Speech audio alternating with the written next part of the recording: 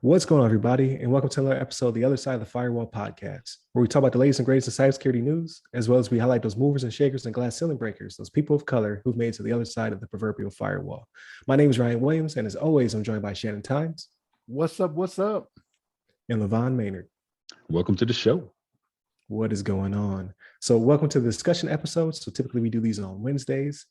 Monday and Tuesday are our topics. So tune in for Monday, where we discuss a Google Authenticator scam that's currently going on.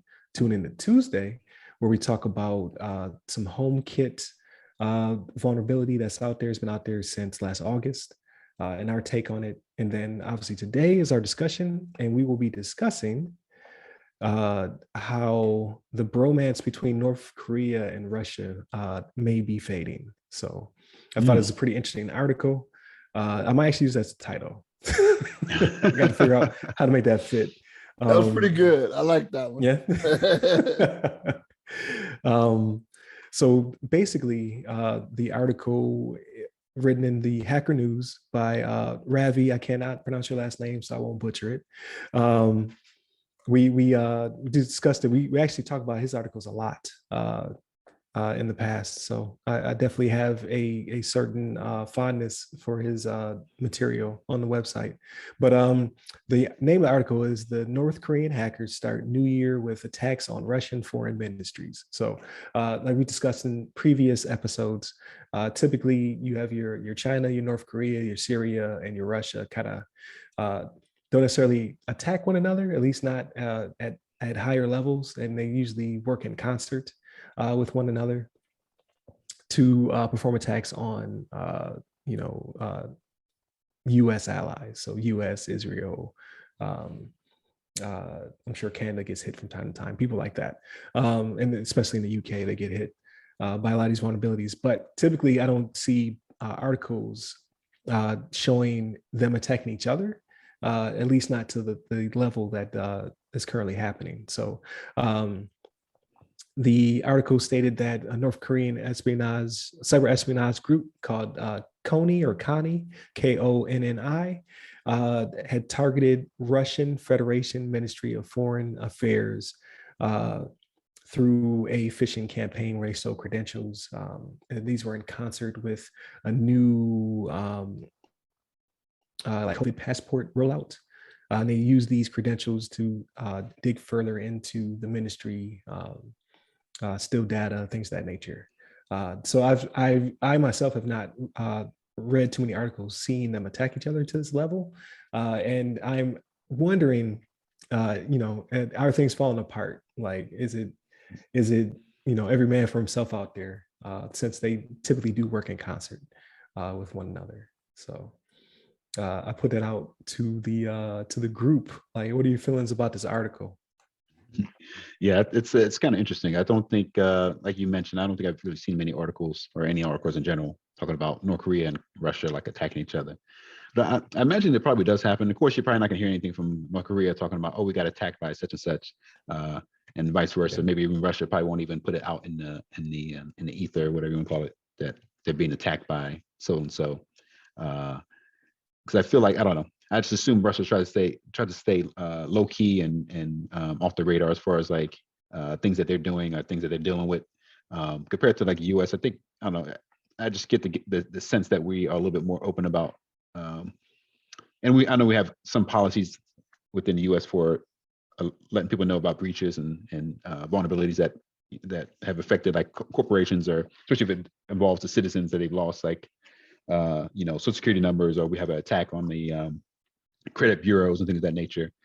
But yeah, I'm curious like how Russia and North Korea and other places deal with reporting that information. So it's kind of interesting to see, these two kind of bigger names that we know of in the hacker community kind of go after each other.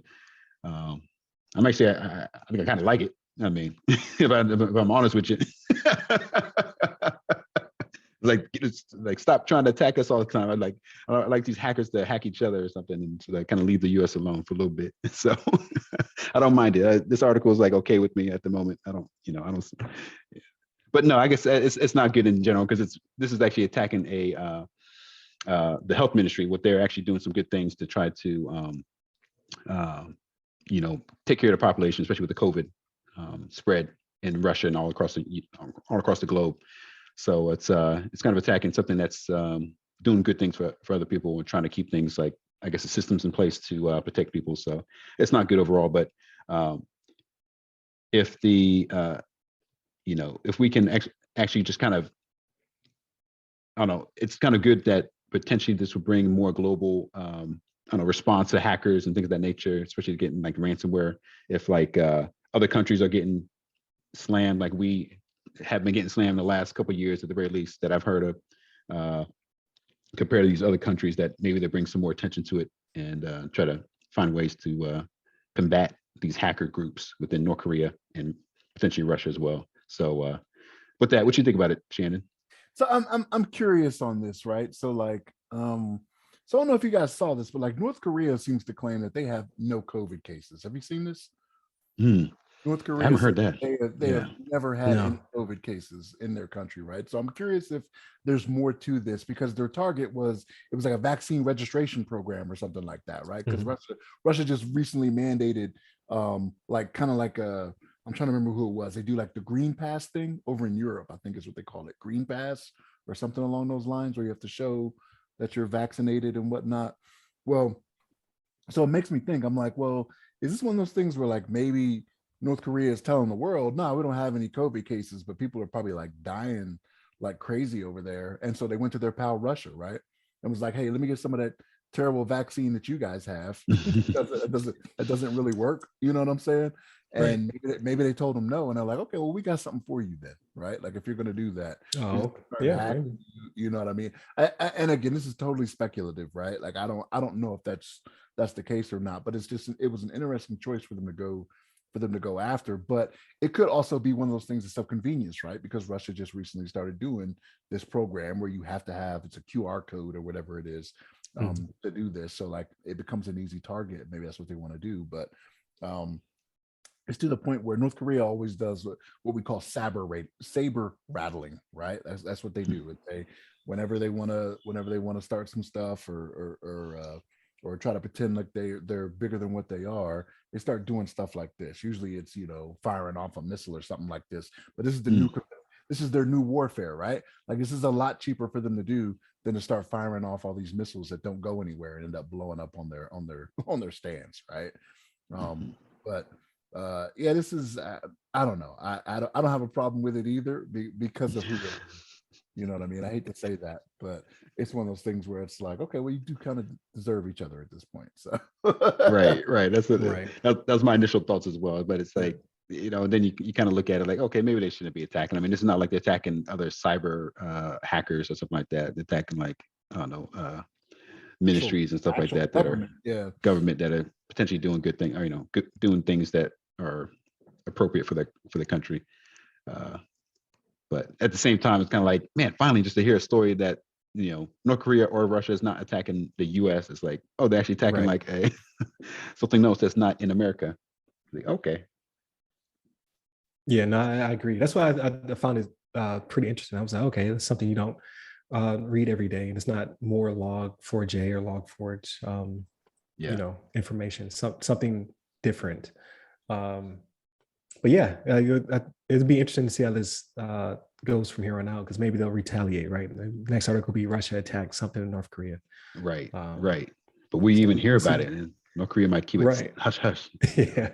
like what attack? No one has ever attacked us. Yeah, we're invulnerable. Yeah, nothing. Right. So yeah, something to look out for in the future. But definitely a different type of story going into 2022. So see what happens at the end of 2022, right? Like ransomware, right? But against their allies. So definitely continue to tune in throughout the week. Hopefully this Thursday I'll have an Ask a CISP. I'm still looking for someone to interview for the new year. So stay tuned for that. And then Friday we talk about everything else. So if you listen to the rundown, we talk about movies, games, books, things of that nature. So definitely hit up that episode as well. Hit up the website, www.theothersideofthefirewall.com. Get to our social medias. You can hit me up personally. I'm at RyRy Security Guy. That's RYRY Security Guy on Clubhouse, LinkedIn, Twitter, and TikTok. And you, LeVon? Yes, sir. You can hit me up on the Twitters at LeVon Maynard. There it is. Stay safe. Stay secure. Take care.